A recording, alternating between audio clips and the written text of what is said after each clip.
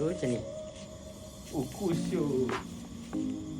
Assalamualaikum guys. So hari ni aku nak promote satu benda, which is satu foldable bag helmet.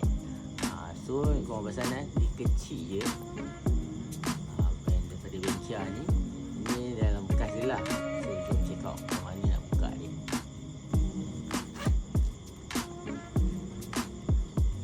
Dia memang built-in. Pesan dia punya poket tadi tu. So ni nanti kena lipat masuk ke dalam.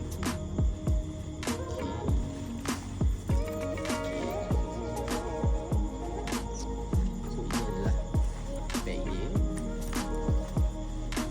So simple je design dia. Macam ni. Ini bag dia. Okay, jom kita try masukkan helmet.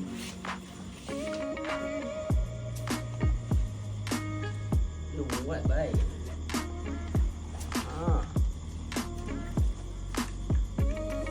Udah.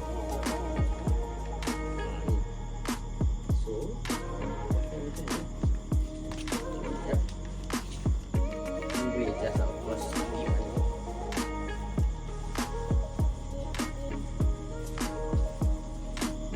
Tu macam ni. Kusut. So dia jadi backpack. So kalau kita travel, kita tak nak letak helmet kita dekat kawasan motor kan, kita nak secure. So kita boleh ni. Dan korang nampakkan tadi kan, sebelum buka tadi, dia sangat kecil dan sangat portable kan, dan sangat efisien lah kita nak letak dalam kita punya watch bag ke zip bag semua kan.